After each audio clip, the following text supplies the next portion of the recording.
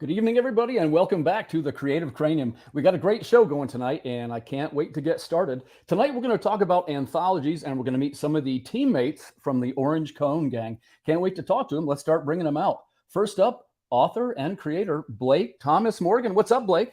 Hey, how's it going? Happy to be here. Yeah, good to see you, buddy. I'm glad to have you. I'm going to ask you some questions tonight. Let's start out with a brief one. What's your short story called, and how long is it in the book? It's called The Warning, and it is a whopping 2 pages, which I found out was a lot harder to write.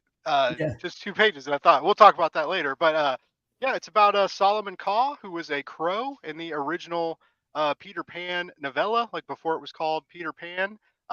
This is all from spinning out of Travis's mind that this plan he had. But he was like, he told me about the crow, and he was like, you can do whatever you want with him. But I love it, man. Just do it. So, and yeah. I agree with you too, by the way, Blake. It's harder, I think, to get the point across in the shorter number of pages. That comes up a lot in anthologies, and it's something I struggle with. Yeah, a very big shout out to people that do these all the time. The ability to create shorts like that and have them resonate and pay off, and like you got to be a good writer to do it. So speaking of good writers, you see who else we got here tonight? Jon Westhoff. Jon Westhoff. Jon, so hey, real quick, man, welcome to the show. It's great to have you back. And what was your short story called here? And give us the quick elevator pitch. Oh, I was waiting for the good writer to come on that you were announcing. But hey, I'm Jon Westhoff, publisher for Part-Time Comics. And my short story, I was invited to this, my first ever work for hire gig in 15 years of writing. I have to keep mentioning that. Thank you so much, Travis. I was chosen to write for Michael Darling, the youngest of the Darling brothers in the Neverland universe. And Travis basically said, I need a story for that. And I said, okay, well then let's pick the grossest monster we can find in the Cthulhu verse and see if we can pair them up and see what happens. I teamed up with Emily Reset on the awesome art, and Chuck Pino helped me with the plotting of the story. So it was great to collaborate. Awesome. And what kind of tone is your story? Is it scary, funny? Hopefully I wanted it to be, a little unnerving, like you don't know what's going to happen to old Michael Darling when he comes across a monster, at his age.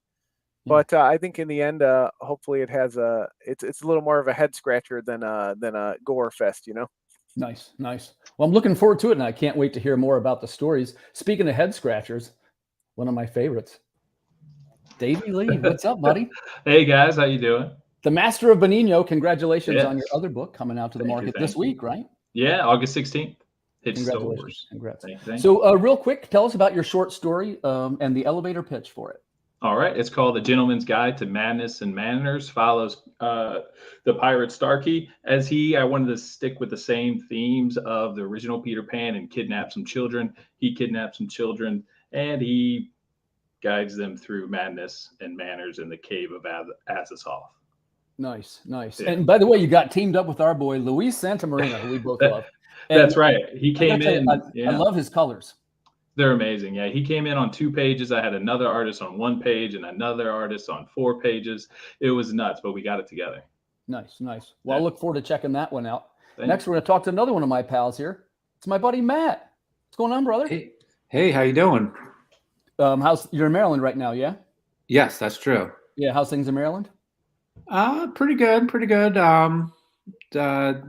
Storms and thunderstorms and hot weather, but that's the normal summer in Maryland. So yeah, we kind of neighbors, as I pointed out. So congrats to you, man. I see your name popping up left and right the last couple of weeks. You're in previews catalog for Dying Days, right? Correct. That's in previews right now from Red 5 Comics. The second issue is currently in previews. Issue 1 should be in shops the last Wednesday of September. So nice. Yeah, plugging along on that. Congrats. And your short story is going to be now in Cthulhu Invades Neverland. That's on Kickstarter right now. Can you tell us about your short story and kind of how you got the idea for it? Sure. So my story is called A Boy in Green. I'm working with my creative partner, Noah Ray. I do a podcast with him. Oh, sure. We're both huge fans of the first season of True Detective. So we wanted to do that sort of police procedural. So we took Thomas Malone from the Lovecraft Red Hook story and he is investigating a series of crimes that involve a boy wearing green. So take your guesses of who that boy might be. Man, this sounds terrific. I love the lineup of stories you got here, and we're going to delve a little bit more into it. And I want to hear all about making anthologies from this guy. He's the master of his craft. Mr. Travis Gibb, what's going on, buddy? Hey, how are you? How are you? I'll tell you how you make anthologies. You drink a lot of these, and you just make it. That's it. That's it. That's as simple as that. It's not hard at all. I thought you were going to say Duncan. I was there today. I thought of you. Oh, thank you. No, I do start my day out at Duncan, and I do work from Duncan most of the time because I have ADD, and I have a 4-year-old who runs around. And every time he interrupts me because I have ADD, it takes me a long time to get back into work. So I go to Duncan and I can get distracted a little bit, but the coffee's not that good. So you just focus. It's Duncan for the first 12 hours of the day. Stouts for the last 12. No sleep in between. Some Pepsi in between. I like some Pepsi in between. A twist. 1 to 5 is Pepsi time, and then after 5 is always, dude. So Travis, thanks for coming on the show, and I always appreciate it because you always have so much great knowledge to give us. So now you've got experience with anthologies before, and you have it planned out sort of like a Cthulhu verse. Yeah, would it be fair to say that? Yeah. There's a Cthulhu Invades verse. Yes. Yeah. So tell us a little bit about the whole schmear and where do you see it going? Yeah, so what I do that's different than other anthologies is I write a narrative. So there's a narrative that I write a through line through all the stories. So I'm like, here's a beginning, middle, and end. I present that, and then I assign characters to people. Like Blake said, hey, I got Crow. He got Solomon Crow. That was a character from the first Peter Pan. It's called I can't even remember the name of it right now. But it's a small novella that, like you said, that was from Peter Pan. And so everyone will get a character that they get to write from. And then it has to tell this beginning, middle, and end. So people can write things at different parts of the timeline. Oh, I'm going to write something here. I'm going to write something here. One of the clever ways that we've done that to allow things to have different art styles and different costumes and different things is based on how many backers we have is based on how many days the invasion was. So like the last one, Wonderland, was 847 days because we had 847 backers. Oz was 607 days, and whatever this ends up will be the days of the invasion. So it allows a lot of one of the greatest things about comics that young writers don't understand is you don't have to tell everything. People in comics, when you turn a page, someone will fill in that missing gaps of information. So you don't have to tell everything. You can skip ahead. You can skip around a little bit. It's what makes comics really cool. Comics have the best ability, in my opinion, of any storytelling medium to speed up or slow down. So you can add like 12 panels to a page and slow down what's going on, or you can have 1-page panels and go through the whole thing, whatever you want to do. It's a unique aspect. And even that on the page, if you have someone walking and you have them walk in a certain direction, loop around, people are going to follow that whole path, even though they're just reading those bubbles. It's one of the beauties of comics. You're preaching to the choir, man. I love stuff like that. And it reminds me, there's a line by Scott McCloud. He says, and I'm going to mess it up now, but it's, space does for comics what time does for film. And that's like Travis was saying, when you start to have like the inventive and panels and stuff, you can hit different targets creatively. It's not even, it's not a movie. It's not a song. It's not a book. It's sequential art, right? Exactly. Well said, brother. Well said. So let's jump over to Blake. I want to hear some more about these stories. They sound terrific. So Blake, so you're tapped in for this new anthology. First off, did you have the story ahead of time? No. And then once you got the concept, what was your first step? Did you script it out? Did you do layouts? How did you make your story? All right. So Travis is going to love this story. So the way it happened, we were on, I can't remember whose live stream. We were on somebody's live stream, or maybe I was on your live stream, one of your creator hangouts. I popped in. But I told a story about how I was talking to a publisher and was supposed to do a horror one shot, and it didn't happen. And it was a huge bummer. And like, and Travis was like, "You want to be in a comic? I'll put you in a comic." And he was like, "You're in Cthulhu now." And I was like, "Okay, nice." So then later, he tells me, he's like, "Hey, he sends me some information, talks to me about Solomon. He's like, this is what we're gonna do. You can put it wherever you want. You can do whatever you want, but this is this bird you're going to write about. And I was like, okay. And it's actually like a cool story about Peter like flies out a window. He's not Peter Pan yet. It's really cool. And he's the original novella, not my story, by the way. But he flies out of this window and forgets he flies to a park and forgets how to fly. So he can't get back home.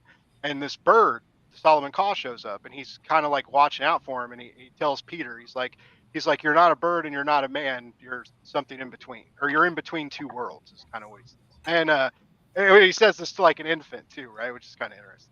Yes. But he kind of like watches out. He's like this kind of watchful bird over Peter, and until Peter like grows up and things. So Travis gives me a deadline, and he's like, we need this fast. And of course I wait, and then Travis DMs me one day, and he's like, are you going to give me a script, or do you just not want to do this thing? And I was like, okay. I was like, I'll get it to you by Friday. So it's Thursday night. I'm like, I've got an idea, right? But I'm having a real hard time keeping it. Like I'm drawing like the worst layouts you've ever seen, trying to script stuff out, thinking about this opening scene of tranquility before stuff hits the fan. Sure, man. And I don't have time. The terror of the blank page. Yeah, I have to keep cutting stuff because it's just I don't have time in 2 pages. Well, congrats, man, on getting your story in the book. I'm really looking forward to checking this out, man. Yeah, I'm excited. But yeah, anyways, I fell asleep and woke up, and I had like a dream, and it like I figured it out. I shit you not. This actually happened. I passed out writing, trying to take notes. Woke up, had it all figured out, scripted it out. Had David Hazan read it because I was nervous, and David was like, dude, this is intense. And I was like, oh, sweet. And then I sent it to Travis, and Travis was like, all right, cool. And I was like, oh, I did it. Holy shit. In your case, Blake, what would you describe your tone as? It's very action oriented. It's really, really high. It's like a high paced breakneck car chase. Oh, nice. There's no cars in Neverland, and you'll and it's very, very minimal dialogue. I think there's a sound effect and then maybe 7 words, maybe. Nice. Yeah, it's fast. It's fast for 2 pages, and it's cool. Nice. Okay, let's. And the art. And side note though, shout out to Travis again, because Travis found the artist, and it, like in the art and the color, like set everything. Like he made my job so easy. Like honestly, tell you what. Yeah, let's talk about that then, because I got that as some questions. So in your case, you met your artist for the first time when you were working on the project, Blake. I didn't even meet him. I don't think they talked. Yeah. So Travis is your matchmaker, so to speak. Yeah. All right, that's cool. And did you guys converse directly, or you go through the editor, which is Travis in this case? Yeah, I wrote the script, and then I wrote a really tight script too. Just because I had like a real solid vision, but at the end, I also said like to Travis and art, like, if you guys think you can make this look cooler, like I'm not rigid. Like, if you think of a better scene or transition. So I did put a note in, but yeah, like I just wrote a script and handed it off to Travis, and then like a month later, maybe or so, Travis sends me a message of two inked pages, and I got to experience that feeling of like seeing something you wrote be turned into something visual, and that you guys talk about all the time, like waking up to those kinds of emails. And I got to experience that, and it was very, very cool. Awesome, man. Congrats, buddy. That's terrific. Thank you so much. So let's move over to Jon. So Jon, hey, you're working with Travis for the first time, right? And you're going to be making a book here that's a Cthulhu anthology. So you said that was your first time work for hire? This is my first work for hire gig. I did a fill-in lettering gig, not for hire, but because the company needed it done quick. And that's about it for me. I mean, I don't advertise or aggressively search out for those things, but it's very nice for someone to literally, in Travis's case, as I've told him before, pick up the phone and say, "Can I talk to you about something?" and say, "Hey, I thought of you." He was probably so blown away by Drumsticks of Doom that. Well, I made the joke to him before that he literally got to the end of his list and was like, "Fuck, this is all I got left." I got to call Jon. Somebody else messed up. Jon's got to clean it up. Perfect. And how about for your story? Did you already have one in mind? First of all, did you already have a story in mind? And then what was your first step? What was the first thing you did? I did not have a story in mind. I am very much a Lovecraft novice. I've read very little, The King in Yellow and maybe like one or two other shorts. And I would not consider myself to like Lovecraft. I wouldn't, seek out his work. And I don't know anything about really Neverland outside of the Disney movies. So if Travis had done his research, he would know that was probably the last person he should have asked for that. But that's okay. You know what? Hopefully it doesn't show on the page because he gave me the character. He said, this is the character we need. We have a list of ones that need to appear in the book. This is what we have available. The previous writer is unable to do so. Would you be interested? And he said, Michael Darling. And for some reason that was intriguing to me. And I said, okay, how do we make this work in the Cthulhu world? Now, thankfully, he had somebody else in the wings again that wasn't able to fulfill his duties, and that was a mutual friend, Chuck Pino. And I said, you know what? I'm going to reach out to him because I know he had an idea already. He hasn't been able to do it, but if he can give me kind of a seed and we can talk something out, I think that would be better for me. And boy, did Chuck deliver on that. I mean, he had a good idea for what he thought Michael should do in this world where Cthulhu is invading. And that really helped me. That the story just clicked right then. I was able to write all 6 pages in one day, get it over to Chuck, get it to Travis, have him approve it, and then Emily picked it up from there. We've talked a few times in the process about some changes she wanted to make or some clarification, and it really came together, I felt like, pretty well. So that was kind of the whole process. Really went quick, and part of it was that excitement of, hey, somebody thought of me. I'm writing something for somebody else's book, and it just kind of really energized me at that moment. Yeah, there's a certain there's a kind of energy that takes place when you have a quality team like this. So congratulations to everybody, I would say. So let's jump over to Davy. I want to ask you the same question. So when you worked with Travis before or first time? No, this is the second book that I'm in with Orange Cone. You would tell us a little bit, refresh our memories, as it were. What was the other one you did? So I did Invade Red Queen Wonderland. Or something? Red Queen. Yeah. That's right. I kind of remember that one too. And so for this one, how did you get the idea? And what was the first step? Do you make a script? Do you get some layouts? How do you make your scripts? I mean, just sort of surface level stuff. Like Gentleman Starkey is my character, and so just placing him in this Neverland world and thinking about Azathoth with the H.P. Lovecraft mix is, what if the gentleman who is very proper in the books.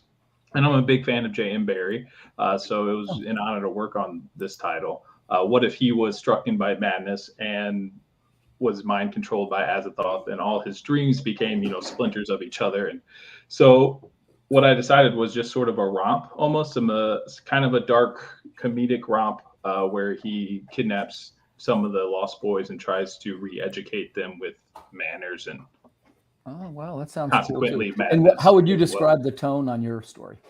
Yeah, I would say dark, and then with some hints of comedic little. I always love comics because you're able to do a good setup of the description and punchline or whatnot. I'm probably messing that up. The setup. What's the 3 acts of a joke? Set up something, punchline. I'm not sure. That's one thing skill that I don't have. I'm not the stand-up comic necessarily. Yeah, me neither. But congratulations, man, on getting in the book. I look forward to checking out that story. Yeah, I'm very excited for it. So, Matt, now your work I'm familiar with a little bit, right? We met a year ago, or maybe 2 years ago, I guess it was, at Baltimore, and I've had the privilege of reading through some of your stuff. I like a lot of it, including the not Dying Days, the heavy metal. Metal Eagle, Metal Eagle, yeah, the CIA band. Yeah. By the way, John, you'd like that one too. I was going to say that's a Westoff book. Yeah. So tell us a little bit about your story for Cthulhu Invades Neverland, and what was your first step? Like, how do you start? Do you do layouts? Do you write a script? How do you make your story? So this one was pretty unique. I was in the previous one, the Wonderland, and through that, got the invitation to be in this, and I was bouncing ideas off of the artist Noah. And again, we started talking about our mutual love for the first season of True Detective. So we wanted to do that sort of police procedural. And I had submitted a story, and it didn't quite work. And I actually had What do you mean call. by didn't quite work? Tell us more about that. I kind of had the kernel of the idea, and I just didn't execute it like fully. So I had a call with Travis, and Travis talked about these various stories that involve Pan, that, you know, when Pan was doing like these really evil things, and I was able to take an aspect of one of those stories and fold it into this. And I really like to play with the aspect of like, is this real? Is it not real? You know, every time you watch Law and Order, they have the person in the interrogation room, and they're saying all of these things, and they might sound crazy. They might have a kernel of truth.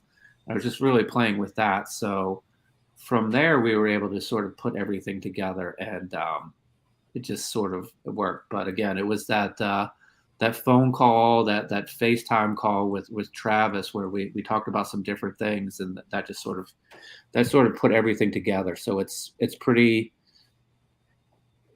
pretty evil, pretty scary, which I like to play with there. So it was a lot of fun to do.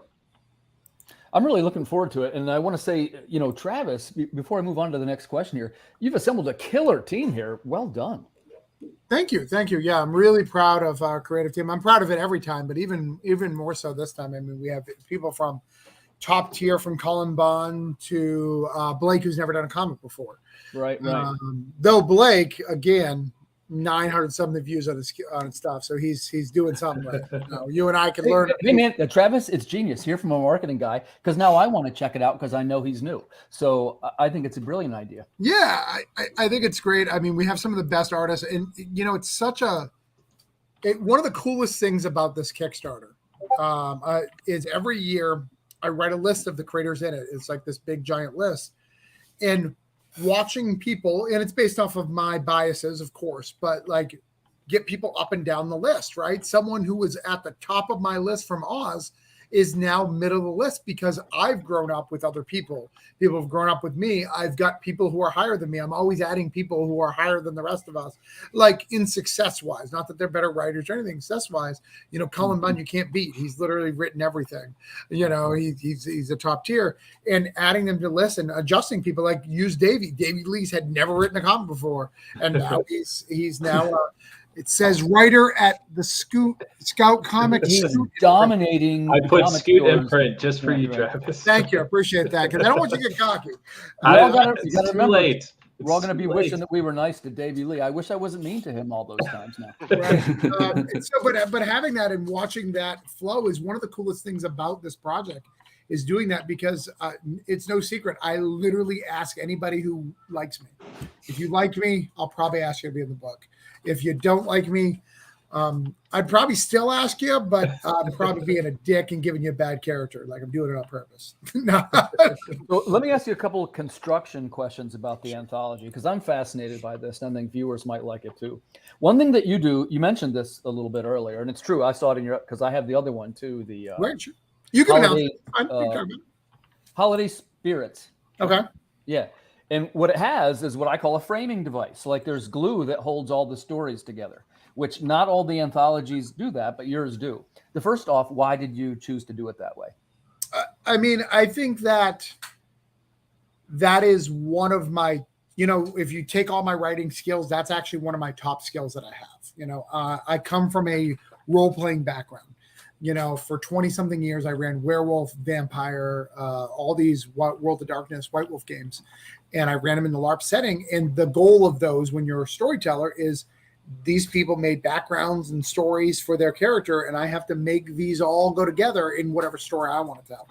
So I have this unique skill of being able to do that. So when I look at that, a lot of people look at it and go, how do you do it? How do you make it so challenging?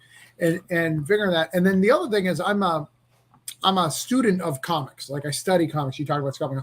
I study. So I know, just like I talked about earlier, that space and time. So just by adding that, Invasion Day 400, and the last one was like 300. I add that space of time. People go, lots of things can happen during that time. It's a storytelling tool and technique. It allows me to be able to do that. In 3, I've read so many anthologies, even ones that I've got on Kickstarter that some of my best friends read it, some of the most talented people. And all it takes is one story that you don't like, whether it be because the art doesn't vibe. They don't always click. They don't always click. Or that writer just wasn't speaking to you, right? They're speaking to someone else. Not saying it's bad. It just wasn't speaking to you. I have many a times never finished that book. I put it aside and been like, I'm going to assume they're all like this. When you're doing a Cthulhu or a Holiday Spirits, I'm telling you a story. Well, you want to get to the end of the story. So you're more willing to forgive that to go to the next one because of that element. And I want to do that because you can't say one story is worse than the rest because it's all one story. We're telling one story. So you can't say that creator did a worse job because it's all one story. It's all bad or it's all good. You know what I'm saying? Yeah, for real. Yeah, well, the books came out great. And how many pages are we talking for the Cthulhu Invades Neverland? We're currently at 243 art pages. That's not counting the prose that we got to add in and the poems. So it grows by the day. It grows by the day. Damn. That's going to be a whopper. Yeah, it'll be a whopper. It'll be over 250 pages. We need to stop growing because, our money is not increasing at the rate of our new page intakes. Let's do a quick call to action.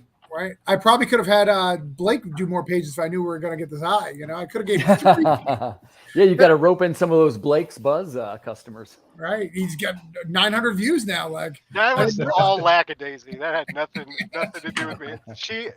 Tracy has like 100,000 followers. They brought in, and most of it was their animation crew. Like a lot of them in there. But yeah, that was all. I mean, it was awesome, but they totally brought their own audience. So let's talk about the promotion then a little bit. We're on the air right now, of course, and we're fortunate tonight. This is going out on something like 8 channels. So wow. Yeah, they got a multi streaming thing going on. So, but what I want to ask Blake is this. So, hey man, you got your foot in the door. You got your first story. Congratulations. What's the next move for Blake? Nothing. Retired. He made his move. I mean, there's more. I honestly haven't thought about a lot of the creative side of things. I've been really, really focused and doing a lot of PR and publicity and advertising and marketing for some different freelance clients and like working for Metal Ninja, working for Invader Comics and Woven Press. I would like to do something again. Like I've told everybody though, is I definitely saw just 2 pages. How much 2 freaking pages of comic book can cost? Is like that when I started hearing like colors drop prices and stuff when we were looking around for some things, and I was just like, oh. And so there's a new fear now because now when you can do something right. And people believe in you and people are like, okay, what you made was good. Then you're like, you kind of get the idea. You're like, oh, maybe we can do this again. But then you learn about like the other costs of like doing it. And I knew things were expensive, right? But I didn't know just exactly how expensive it got and how quickly. And so like, I have like a whole new, well of sorrow for indie creators. Fortunately, I now know all what of you us guys comic go writers through. are millionaires. Yeah, right. Everybody gets in this industry to get rich. Right? You already did the hardest part. The 1 to 3 page story is the hardest thing Definitely. in comics. So It really is. you broke It it really through that is. hurdle. I recommend that people do that all the time to start. Write a 6 to 12 page story, see how it goes, and then go from there. You've already done an even harder one, so you got this. You'll find some poor sap who's willing to work for you discount rate because you're Blake's Buzz. Yeah, it was. I mean, I've had people like I've had on the show and stuff tell me. I've had people say like if I ever did a comic, they'd throw like maybe do like a variant cover for like. So like I have connections. I'm not. I mean, I still like no one's like Blake. I'll do all your art for free. I'm not that cool. Tell you what, let's change up your question then, because I see you got a bunch of stuff going on. What would you differently? What would you? How do I want to ask this question? How would you promote your own work differently to make it stand out from your other clients? Oh my God, I would start an OnlyFans, and I would I would just like I would read comics shirtless. Maybe no, I don't. That's tough because I mean that's one of the reasons why people like me working for them is because I just kind of do a little bit of everything. I do think video. I do think video is you know, like the short video, Instagram Reels, TikTok videos, YouTube Shorts. One thing I thought would be cool though, and I only thought this because I was playing a lot of Diablo when it first came out, and Yeah. I was like, it'd be really cool to like stream Diablo and like maybe chat about comics or have other people on the stream and like while I'm just grinding for levels and you know I could be like what's your book about and then like but not it would have to like coincide with it right like it'd be good for like fantasy genre or like if you were streaming like cyberpunk and then had some sci-fi people on and I just kind because video game streamers are like I mean those guys when you make it like they're making big bucks, they're pulling in crazy views, they're getting you know millions of views, hundreds of thousands of followers. I was like comics there not many comics YouTubers have that, and so I was kind of wondering if like you could if there was like a merger or crossover. So that would be something I would think about, and it is an excuse to just play more video games, and then you don't feel as guilty because you're like I have so much stuff I should be doing, and it's 6 o'clock in the morning, and I can't stop playing Diablo. You know my thoughts on video, man. It's my next year. I'm all over it. I'll even the end of this year too. John, how about you, your buddy? shorts, man. I love your shorts and stuff. It's my highest performing thing. But let's keep the light on you guys here tonight. So, John, are you doing anything special to promote for the Cthulhu book? I guess you're probably knee deep in Drumsticks fulfillment, right? Not yet. I'm lettering. We're about halfway through the book, so it should be fulfilling soon. I have 3 other books right behind it coming out. We're doing another Kickstarter in September, but it just happened to work out. A nice gap here where I can promote Cthulhu. Nice. And what kind of things you doing? You're going on podcasts and that kind of stuff? Yeah, I was just on with Pop Anime Comics. I've been on Travis's show. I'm on with you. All the good ones. Trying to get the word out there, and again, letting them know my unique story. That after years in the trenches, it's nice to be invited to an anthology. I've actually been the editor of I think 14 anthologies. That doesn't even include my own like collections of short stories and stuff like that, which I wouldn't count. So I have a lot of experience in putting together anthologies. So I definitely like to be in the background. I'm loving being in the Facebook group and seeing people chat about it and being in the Discord and I'm glad you're watching here, man. Travis stress about the 67 creators he's got bouncing around because I can definitely. The biggest one I think I ever did was like 40 creators, and it's just it's herding cats, and it's but it's fun. I do recommend that is something you should do early and often in your comics career. Put together your own anthology, see how it comes out, even if you Xerox it yourself at the gas station. It's so fun. Like Travis said, working with people who've never been published, never written, all the way up to seasoned pros. It's just fun to see everyone's excitement to come together. I've worked on, many of them were, basically just copies of the book was all they got. No funding or anything like that. But people love it. And that's, that again gets you energized as your creator. So if you're having a lull in your career or you're early in your career and you're wondering what to do, pick a theme, throw an anthology together and see what happens. And so you said you made how many anthologies, John? I think I did 14 under the banner of Kingbone Press when I was working with my co-partner Bob Ornelas. We did also 3 anthologies. It's a broad range of subject matter. Yeah, and I did very few themed ones. We did Banthology, which was all music themes, but a lot of it was just open calls. We did a book called Low Concept where we just took everyone from the 11 o'clock comics message board. If you can make a story, we'll put you in as long as it's not right. Yeah, completely out of right field. But and then I did a Simpsons anthology, Magic the Gathering anthology. So I've done a few themes, but I've also done just kind of open calls, which can be fun too, just to see what people come up with. How do you arrive at your when you have the themed ones? How do you arrive at the decision for the theme? You pull it out of a hat. This one's going to be music themed. Like, how do you choose it? Well, a lot of it is poor decision making at a moment's notice. I was about to recommend to Blake while he was talking, and I bit my tongue. Hey, Blake, you should do a buzzthology where you just invite creators to go, and I'll edit it. But don't listen to that, Blake. Now I kind of want Because, to listen to that. like, Banthology was just a bunch of us were like, hey, we all make comics. We all played in bands. Let's do a music anthology. And I said, we'll call it Banthology. And then a buddy of mine on Twitter was like, oh, you should do an anthology, which is the comic books that are in The Simpsons. And I was like, well, I have to do it now. You can't just throw that out there and then I don't do it. So then you just make time on your schedule and you just make it happen. See what comes together. Because that's part of the fun of comics. You could literally, we could sit down today if we had any ability to draw and make something by tomorrow and put it out there. Yeah. And so I like to capitalize on that excitement. Have you seen those the 24-hour comics, guys? Oh and yeah, girls? there's been some great ones. Yeah, there's some good ones. So Davey, how about you? So talking about promotion, and you've got a bunch of things going on right now, right? You got Benigno, you got the anthology. What is the best way for you to promote what you are doing, in particular, the Cthulhu story?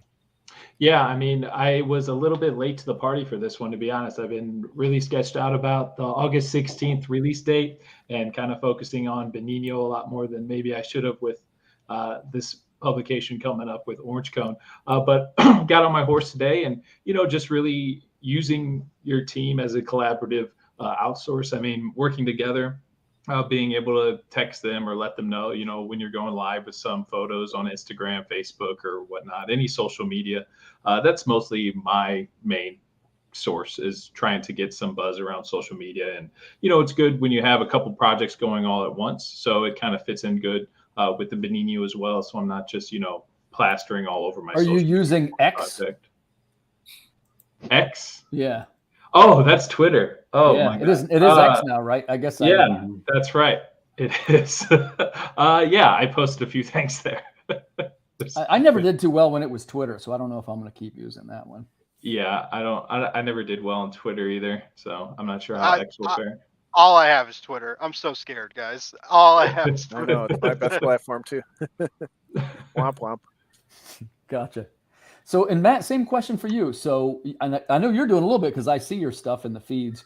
But do you have like anybody that helps you like manage the ads and the graphics and or are you just doing it?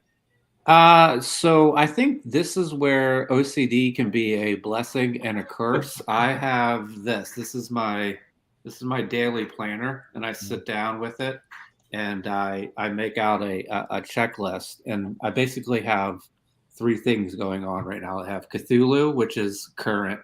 I have Dying Days, which is in previews, and then I have another anthology that's about to start in mid-August. So I make sure that I hit each platform each day. And again, my OCD loves checking off the check marks each day. I'm a little prolific with the posting, but again, it's a blessing and a curse to be organized and have a little bit of OCD. So I try to hit everything at least once a day. And I don't know if people get annoyed with me because it's all comics all the time. Like I don't pick. I every once in a while I'm like, should I put a picture of my dog and be like, hey? Oh yeah, I see what you're saying. Look at this dog right here. If you really like this dog, check out the comic. There is some value there's a Kickstarter going on. So maybe I try that. Cute pictures of dogs and just pull people in that way. Yeah, one pledge keeps him fed, right? Just feel the guilt. Get him with the guilt. Play the Sarah McLachlan music in the background. Yeah, very true.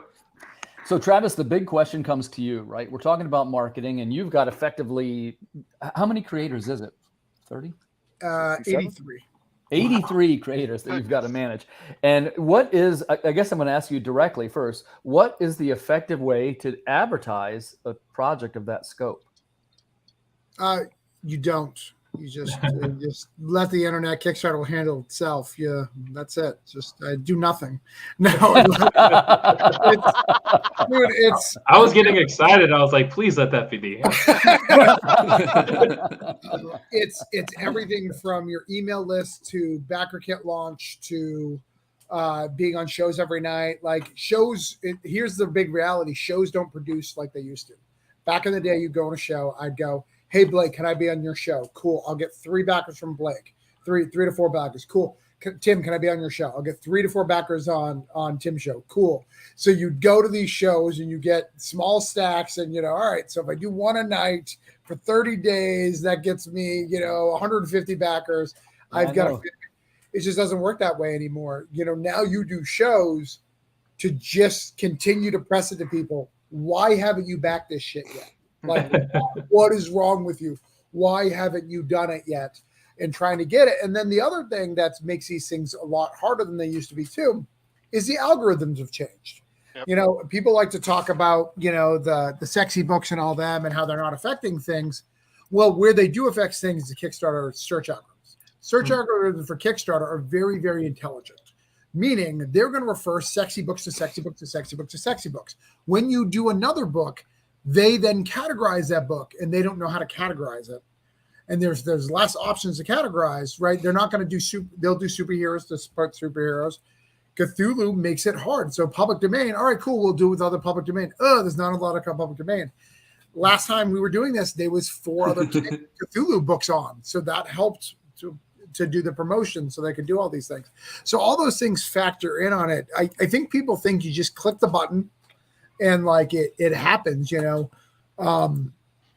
I mean, not to get cocky, there's only between the $20,000 range and 99,999, there's only 2,042 people who've projects who's ever done that. It's not a lot of projects for a platform that's, how long is Kickstarter? 10 years? We're on 10? Something like 15. that. 12. Yeah. 15. Okay. Yeah. So that's not a lot of projects, guys. It's not a lot who's done it. We've done it now 3 times. This is now the 3rd time, assuming we fund, we'll achieve that. It's a lot of work. It's a lot of effort. And it's about putting in that effort and knowing that you've got to be in this and you've got to do it. And, people like to go, one of the things, I know this is not what you asked him, but I got to answer this.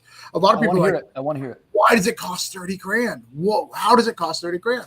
Let me Travis, tell you. why does it cost 30 grand? Let me tell you why it costs 30 grand. We factor in, it's about $100 a page. As Blake told you how much art and all that costs. So it's about $100 a page. So we give a certain percentage out to each of the creators. I have to print with a certain percentage of that. And then I have to print to that, and then I have to letter that because the lettering is done by a separate guy, except for Matt, who was too good for Jerome. Apparently, Ringo nomination was done. Listen. Letter my own. Get that guy out of here. Well. Listen, Noah got Davy the font. as well. Noah got the approved font from Jerome and said go. So I cleared it with Ringo nominated Jerome. Use the right We are font, happy to be in his shadow. We are honored. We'll but before I could finish typing the sentence saying, "Hey Jerome, do you need help?" He was like, "Please, for the love of God, letter some of these goddamn pages." Well, I've been talking to Blake, and Blake's been talking to Joel of how he would handle this situation. What he said is, your pages need to have like a yellow P background so that you can tell like these were not done by Ringo. For sure. So just to make sure it emotional. That's what Joel said, right? That's how you handle that. Yeah, Like, that sounds about right. Yeah. Yeah. Yellow, weird yellow stuff everywhere. Right, just to make sure you know that it's different and like here's why and have it labeled. The other thing, so all right, so that gets us, we said we're at 243 pages, right? So that gets us to at 243.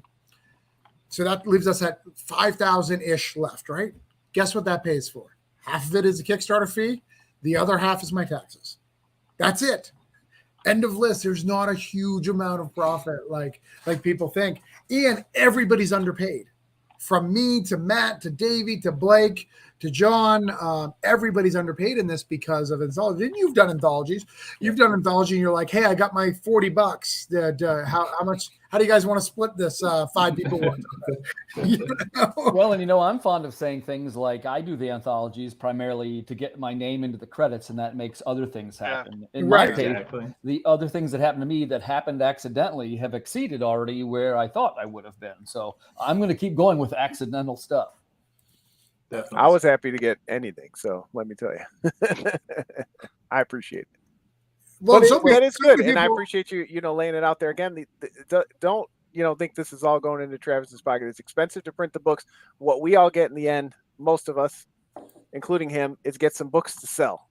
Yeah, right. And that's how Orange Cone. I said what I'm getting. Yeah, I'm buying a Magneto helmet.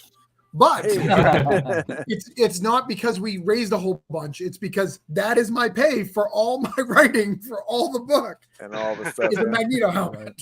And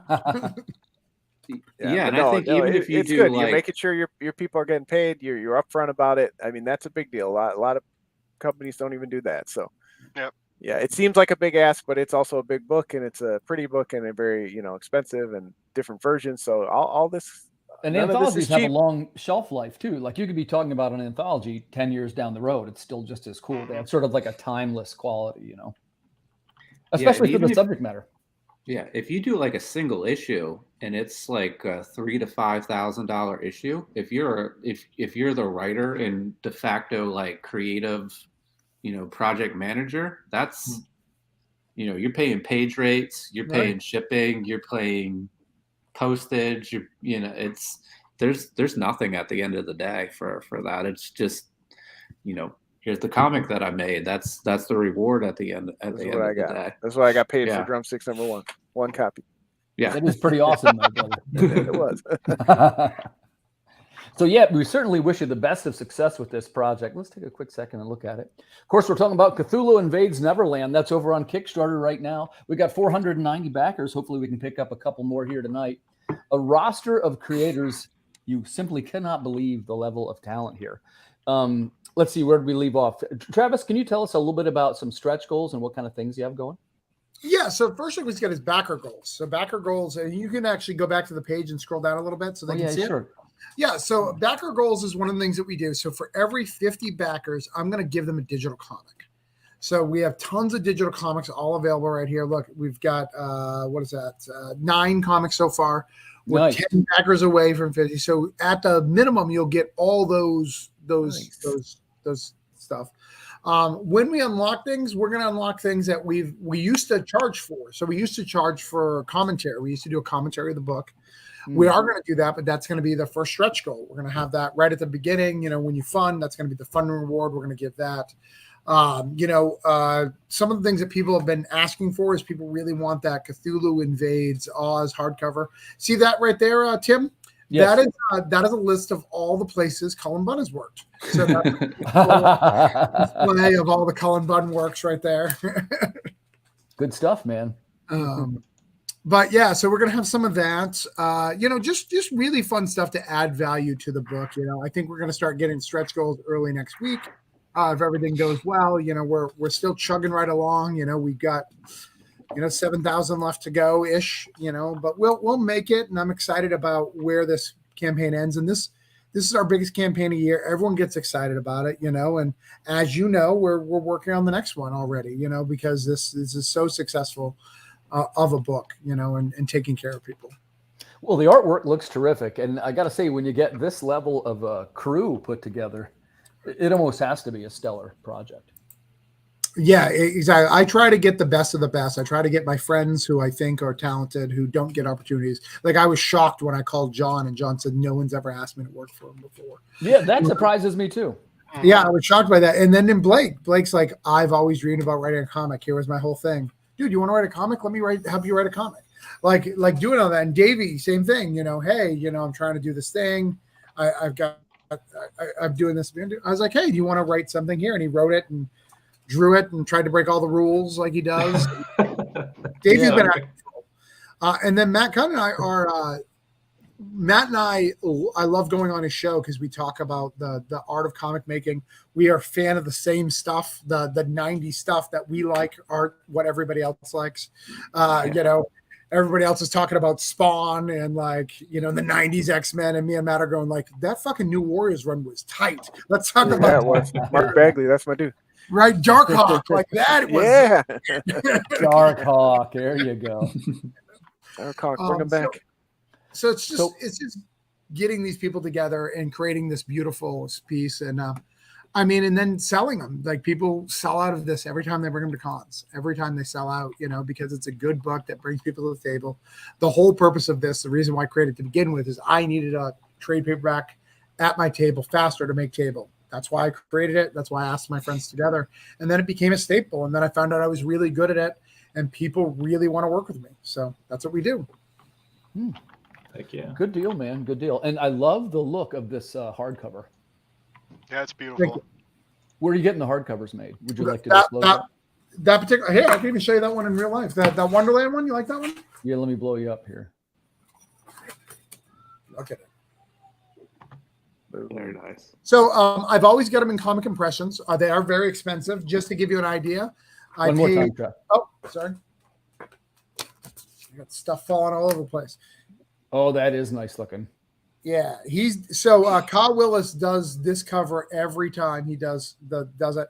And if you look at it close, see the little lines right there? Mm-hmm. That's because it's painted on a canvas. It's on a canvas painted with the original art from original text from Wonderland. So it's painted on that on top of it, which is really, really cool. Everybody agrees that his latest one has been the best, which is really cool. And he knocks it out of the park every time. So we put him in comic impressions, but just to give you an idea, it cost me the same amount to get 300 hardcovers as it did to get me 2,000 softcovers. Wow. Are you shipping them from overseas? How are you doing it? No, I'm not. I get them in the U.S., and that's why it costs so much. If it did overseas, I would have saved it that. And I may do that this one. We did add extra timeline on that to do so, like I think our releases, but we've got to figure all that out. But it's tough, it's tough to get all that taken care of. And the only reason why the delivery date is December, by the way, is because one, I wanted to give a little time for my wife. We were really stressed out last time doing it. But two is there's a play. Peter Pan has a play that is public domain as of December 2023. And even though I've not done anything from the play, as far as I'm aware, it's better to just be safe, right? To just be safe so you don't have to deal with that lawsuit or anything like that. Okay. There's no such thing as bad publicity, sir. A lawsuit might be good. Yeah, as I'm fond of saying, there's no such thing as bad publicity. There's only That's publicity. right, Ozzy Osbourne. I was canceled a few weeks ago, and I beg to differ. I wasn't a big fan. That's wrong. You're more popular than ever. You bounce back stronger. Yeah, and then, like I say, if you got haters, that means you're making it, dude. Well, then he's definitely made it. So hey, I got a quick question for Blake. I want to know. I'm going to change up with some more difficult questions. So Blake, if you started making money out of writing, and say you start getting paid a page rate, would you switch from doing marketing and promotion over to writing full time?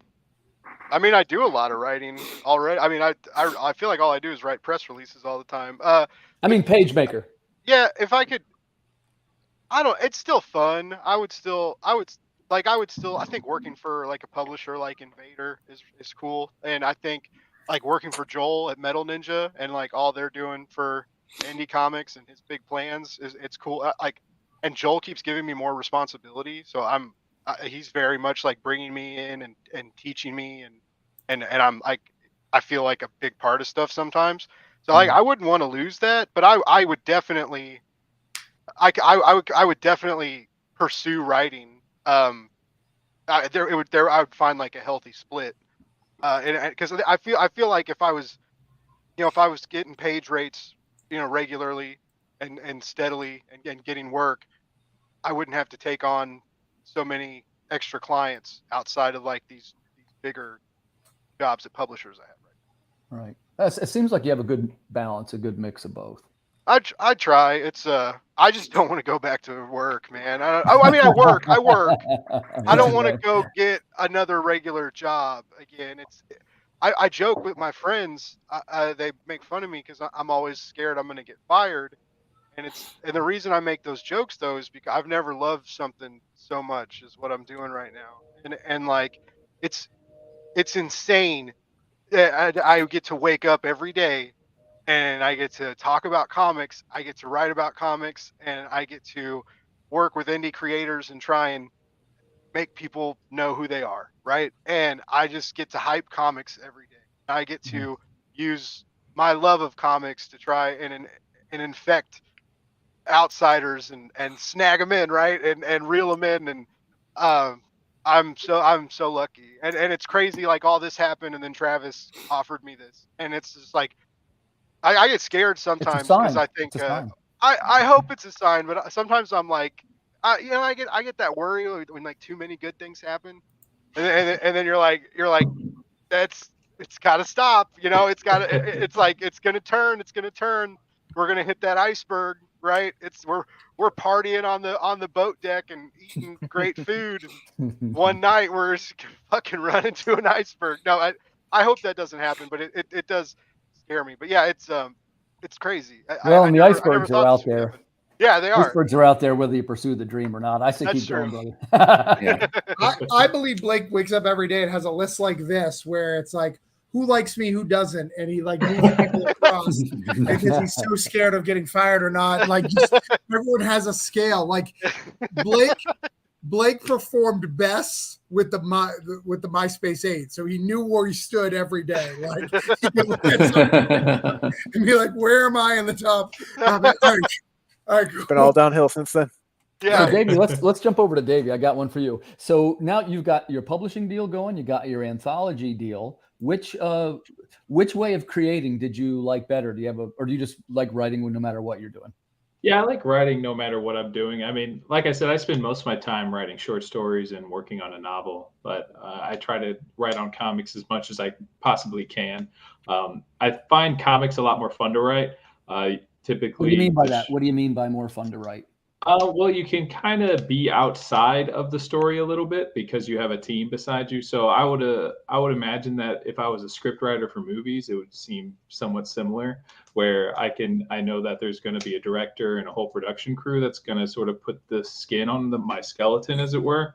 So it's really nice to be able to maybe rely, but also like play with another imagination on the page. So like I can write something and think like, how is Luis Santamarina going to see this? How is Noel going to see this? And when they bring something to it that I had never even pictured in my mind, I get even more excited. Do those guys do well? I guess I'll just use Luis since I know him. Does he co-plot with you a little bit? How do you guys do it? No, Luis like follows my direction. He's like, whatever you want, man, I'll do. But typically I have to, if I want to get his input, I'm going to be like, we get drafts back and then I say, this is great. Or, I'm thinking maybe this page actually needs a little bit more fine tuning or something to my liking.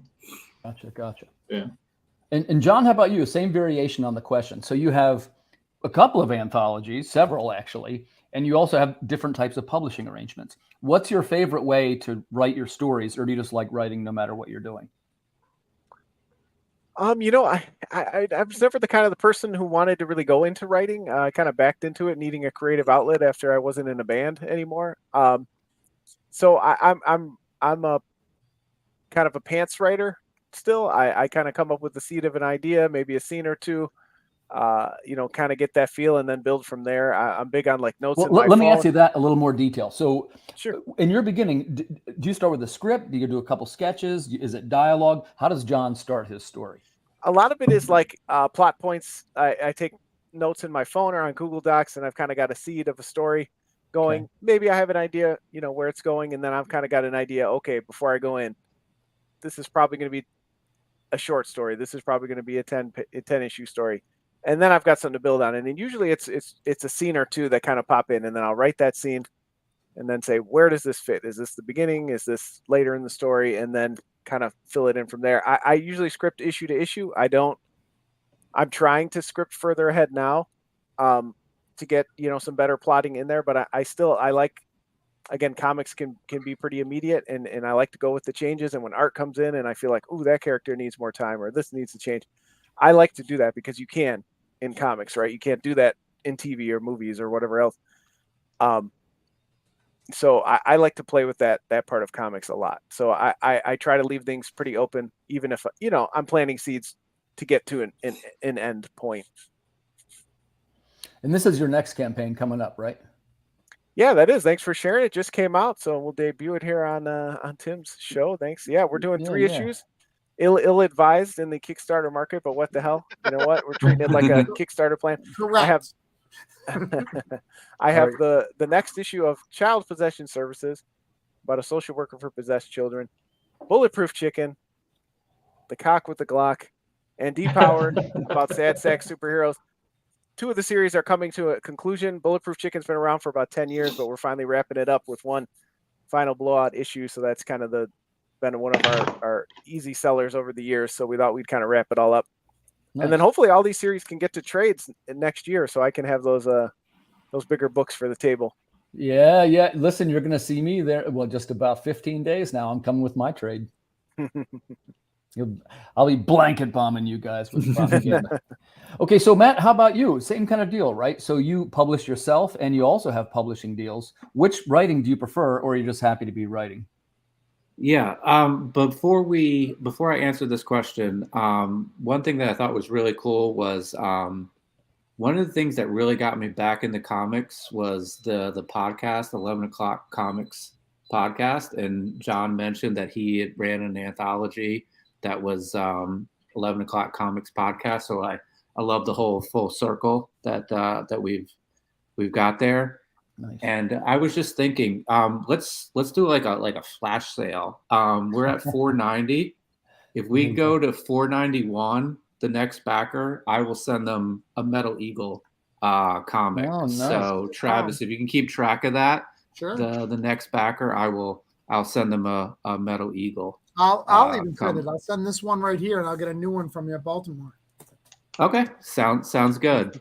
I tend to be a concept writer. I tend to like get a concept and sort of build upon that, which is something I need to get better about, like the human interest. Like a lot of times it's like CIA band that's a front, heavy metal band that's a front for the CIA, and then I have to build the human interest from that and make you care about the characters. So a lot of times it's just sort of spark of inspiration, like this is the concept, let's build from that. But I'm just a weird dude that like just wants to. I love comics. I love to read comics, and I just want to make comics, and this is sort of my outlet. I have a really stressful day job, and this is what I'm trying to do for fun, and I just really enjoy it. So. I think we talked about this before, but I forgot. Do you mind mentioning what you do for your day job? I'll be very vague here and say that I work for Homeland Security. Great. Oh, okay, gotcha. Travis, be careful, man. Yeah, I no longer want to be on your show. I'm good. I was not aware these are things that should be mentioned up front. So Travis, you mentioned about having this skill, right, of how you build these quality teams and for the anthologies, and how it's loosely kind of gaming based. But you do writing as well. The first thing is, do you have a story in this book? Are you the editor? What is your title here? So I create the overarching story, and then I'll have several stories in it. So I'll have my story. So I have Captain Hook. So Captain Hook is my story. But then I'll also write a few I'll write the ending to give it to the ending, you know. And no, I don't always write them. Sometimes I give them out, like Frank Miller. We didn't have a Peter Pan fighting Hook scene. Like they got to fight, right? They have to have their sword fight. That has to happen. I called Frank and let him write it instead of me. So I'm not greedy on it. But if there's something that I need to get out there, I make it, because I really want to take. If this is good or bad, I want to take full authority of it. Like I don't want to go, well, such and such wrote it, so don't blame me. No, this is my book. I made sure we have the best talent, the best part of it, and I'm part of that. This may sound egotistical, but I'm a pretty fucking good writer myself. Like not to be a dick, like I'm pretty happy. Like people tend to like my stuff, So. Yeah, you're having a little bit of a run here in the market, right? This is your year, buddy. This is your year. I just got another, literally I was on a show right before this, and a guy offered me more work and said, write as many pages as you want. I was like, you don't want to say that? Because I will write as many pages as I want. You now have a graphic novel, good sir. So tell us a little bit. We talked about the marketing for this anthology, and obviously there's two categories which we always strive for: are of course dollar amount and backer count. Yeah. The first thing is, which one do you prefer over the other? And you'll probably give me the standard answer that you want both. So then I'm going to say, what are you doing this time to boost those numbers? Yeah, I mean, this one's struggling a little bit. So, what do you mean by that? What do you mean by struggling a little bit? we were at 47K last time and funded pretty early. So, you know, we're at 17.0 and we're gonna hit 3. I think we'll probably hit 35K, you know, is probably what we're going to be at, maybe 37. But you never know. But it's because, you know, Wonderland is just way more popular than Neverland. You know, in fact, a smart man who would have hired Blake from the beginning as a guy who can advise you on amazing things, Blake would have said to me, do Neverland first because it doesn't have a lot of creatures. Do Oz second because it's very popular, it's got a lot of creatures, and then you bang it out of the park with Wonderland because everybody loves that shit. Yeah. You know, and Blake told me that for years. I just never listened. But no, that's stuff. So I have a goal. I don't care about the money because I don't give a shit about money. I want everyone to get paid. I want everyone to get more stuff. Dude, I want to get 1,000 backers so bad. Like I want to get 1,000 backers, and I want to do it on a non-titty book. A non-safe for work book, because a lot of people do it on the non-safe for work books, but I really want to do it on this is just art. Like, do you like my art or do you not? You know, I really want to. That's my goal, is to get 1,000. I want to get more on a campaign that I have backed. That's my goal, and I'm at 953, so I want to get 1,000. That's my goal. That's what I would like to do. That's a good goal, man. Let's set something up so that if we hit 1,000. Oh, we said 1,000, I'm going to do all sorts of crazy stuff. That's my goal. If you want 1,000, you better rethink what you just said, because Titty Thulu, man, that's 1,000. We got 847 last time. Tentacles and titties. You'll print money. It'll just Yeah, I was 847. That's amazing. Yeah, where's all? Isn't there like a certain section of California where like all the porn is filmed? Like, can we have Cthulhu invade that Silicon Valley that section? Yeah, Silicon like Cthulhu invades that area. And how many volumes will it be, Travis? So that's 3 now, right? The horror. So here's where it gets tricky. So next year I'm gonna solo write. And by the way, I want to say this. Thank you to the people who are a part of this anthology, because I put a message in the group. Hey, should I write the last part by myself? And like everybody would say, hey man, this is your book. Please take credit for it. Please do it. So I'll write the whole thing myself. And it's going to be kind of the epilogue of everything, you know, because there has been characters from Oz that have gone through all books. We don't make a big deal about it, but there's a through line, a story that goes through all this. So we'll write one big epic ending with a smaller thing, and then we'll start the new thing. And the new thing, if you haven't heard, is going to be Cthulhu Invades Grim Fairy Tales. So we're going to do fairy tales. And at this point, I'm actually thinking about doing it a trilogy, probably 2 Grim Fairy Tales and then 1 regular fairy tales, because regular fairy tales has like 3 Little Pigs and stuff like that. They weren't done in Grim, but they're like must-have ones. We're going to do it differently. There's not going to be a connected tissue to them. We're not going to do a connected tissue. There'll be retelling of those stories in just adding a Cthulhu tint to them. So we're going to do that for the next 3 years, and then we're going to come back to this and do some things. And then in between, I may do some things in this. I've got some ideas, so I'm really excited. That sounds fantastic. And we're almost to our time, so I want to get a couple more questions out of each guy here. I'll jump over to Blake. So Blake, what was your favorite thing in working in the anthology, and what did you learn from the experience? The main thing I learned was to not waste time, right? I kept wanting, like I said, I kept having this idea of like a calm introduction juxtaposed with some quick moving chaos. And I very much learned that it's not even just regardless of your page time, but like comics work better just right into the chaos. Just like, just get into like what parts of the story are important that you need to tell and start there. Don't start somewhere else and go there. Just start there, and then do what you need to do. Say what you need to say. Let your character, perform and execute. And so that was one of the best things that I learned. And just like I also learned that I used to really look down on this writing on a cell phone. I wrote the script on my cell phone on Google Docs. Like I walked around. I walked away from the computer and laid down in bed. Like I mentioned earlier, I fell asleep and then woke up and had it figured out. That mobility was actually really impressive. Like Frankie White told me on an interview that he wrote on his cell phone, and I was like, what? Gross. Like you write on a laptop at a coffee shop like everybody else or something, you know, like and that was just kind of freeing yourself from the computer, but not the device, right? But like giving yourself the ability to move around, get comfortable somewhere else, stare at a different kind of screen. That was another cool thing that I've also, like, we use a cell phone all day. Why wouldn't we use a cell phone to write or take notes or start something on, right? It's basically a computer. Yeah, especially now, yeah.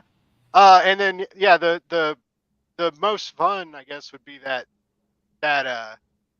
when you figure it out, when you're sweating and you're struggling and you're like, I don't know if I'm a good enough writer to tell a story in 2 pages and to make this character matter in 2 pages and to make this character do something that matters, that resonates, right? That's a lot to do in 2 pages, especially 2 pages of a comic script, which is even less words and less description. And but yeah, when you pull that off and that excitement, that like tingly feeling that like goes all throughout your like nervous system and resonates through your bone marrow, like that was a cool feeling. It's a good answer, man. It's a good answer. Davey, how about you? So what kind of things were your favorite things as far as working on the anthology, and what did you learn from the experience? Yeah, I mean, working with Travis and working with the Orange Cone team is always a great privilege. So I love doing that. And, you know, I was going with a newer artist, and this time my first American artist. So it was kind of stressful to work with an American artist when they're charging, you know, $100, dollars a page and things like that. And, you know, it was a big learning experience because, you know, life gets in the way and drawing comics is really tough. And so, you know, he gets to like 4 pages and, you know, just life gets in the way. And so we have to figure out, you know, am I going to have to rewrite or hire somebody else to redraw this whole comic? But Luis and his, you know, professionalism and his, you know, knowledge of comics and just his go with it attitude was like, hell no, we'll just do 3 parts. You know, I'll do 2 pages because the script actually broke down into a way that we could kind of see it in 3 parts. Make it work. Yeah, make it work. And so we had the first pages, they were in. Then Luis came in with a little, you know, slap on the bass with 2 pages, and then the drum solo, guitar solo at the end with Noel's 1 page. It was perfect. So it just all come together, and I'd have to, you know, pair it off of Blake and say, you know, seeing everything come together is the best feeling in the world. Cause I really had no idea. I was thinking I was going to message Travis and be like, thanks for giving me a shot, man, but you need a new story. I don't know. Well, thanks for sharing that thoughtful answer.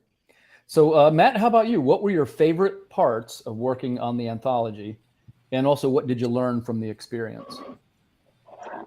So favorite parts is I just love the teamwork aspect of it. I love, like, I'll just, for example, like, every time I'm at a con, I see Don win, and like, you know, I'll post and like, you know, just seeing Don win, like share my post. I just love like the teamwork aspect of it.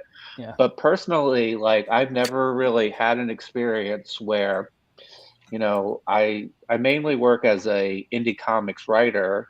And again, I've said this before, kind of de facto project manager, where it's sort of like, you know, I hire people, I pay them a page rate, and for, you know, lack of a better term, they kind of have to listen to me as the boss. But this one, like, I really struggled with completing the story.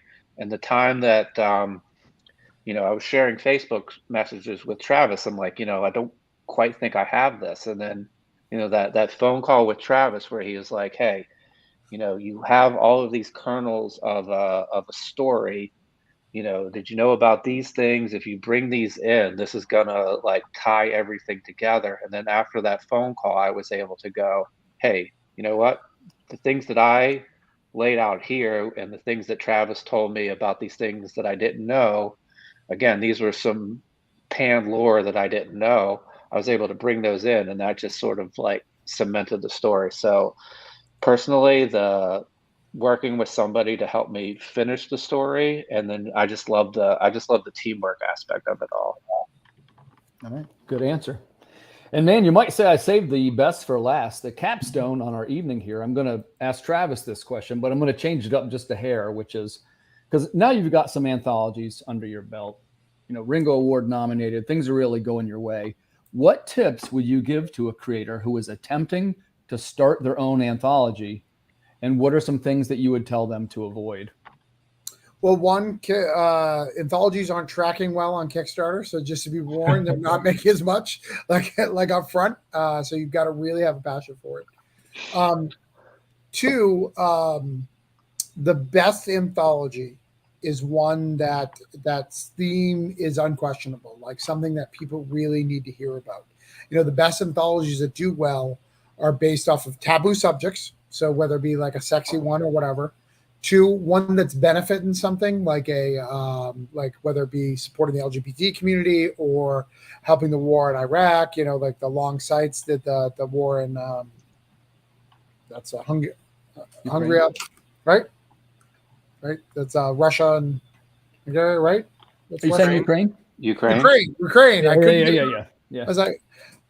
I feel like I'm unaddressed. So those are the two things, and then three. Make sure it has something to say and something special, and don't just. I actually recommend it's better to invite everyone instead of having open submissions.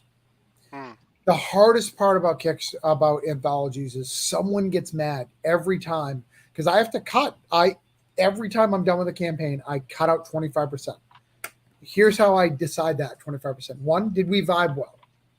Was working with you pleasant? Three, did you help promote? Those are the three things that I go well. One of those three things. And then the fourth is if for some reason, like in the overarching story, what did it add to the whole thing, when we're doing a Cthulhu? And that's how I figure it out. And then I have to take that so we can add new blood because you need new blood. Because if you're just selling to the same people every time, it's not going to work. So it's better when you're doing that. It's easier for me to say, hey, Davy, you've done a couple. I have to have somebody else because it's not going to be as offensive to him because he's been with me through this thing. He's done a couple of them. It's not anything personal. It's about doing that. And since I personally invited him, removing him is not as bad versus if Davey sent it to me and I said, I'm sorry, buddy, you're not in this one. And just no explanation. He's right. to figure out what I just don't like your face anymore. Right. I just don't like it's easier if I hold, if you need to take, even though it's harder, you need to take that personal responsibility of like, hey, you're in, you're out, and I'm the guy who's telling you that one way or the other versus hey man, we got a lot of great submissions, but yours was not amazing. And everyone else's was amazing. And we think that this would be really good for Billy Bob's anthology that he's coming out next year. So go talk to Billy Bob. And you're like, but I hate Billy Bob's work. Well, we do too. That's why we're sending you there. Nice. Well, I appreciate you guys coming tonight and sharing your knowledge with us. We'll do one quick more shout out here. Of course, we are talking now about Cthulhu Invades Neverland. It's over on Kickstarter right now. We're trying to get that to $4.91. Let me see if I can refresh it. I'll do anything. And if we do that, Travis is going to shave his head, shave his beard, everything. So we still need one more. People, if you're out there in internet land, please jump on this project. Looks terrific. And again, I just want to congratulate you guys on the success of the anthology. It's a good one, man. Well done. Thank you. Yeah, we're super proud of it. Thanks, man. You should be. It's going to be a cool book. I'm excited for people to get to see the whole thing. I haven't got to see the whole thing yet, but what I've gotten to see, like from the Facebook group, and then from like some people showing me stuff, like everybody, all these backers, potential backers, if you're sitting out there, I know there's 7 days. I know we're going to get that little bump in the last 48. If you're sitting on the fence right now, you're going to be very pleasantly surprised with the amalgamation of content that you get from this anthology. Art of all kinds, style dripping for days, really great stories, really intense stories. Some are soft and squishy. Some are hard and fierce. Some are a little creepy. It's got something for everybody. I really encourage people to check this out. All right, so we're going to give Blake the last word. Check it out. Cthulhu Invades Neverland, live on Kickstarter right now. And to the viewers at home, thanks for watching The Creative Cranium. I appreciate you checking it out, and we'll see you guys next week. Good night, everybody. Thanks, Tim. Bye.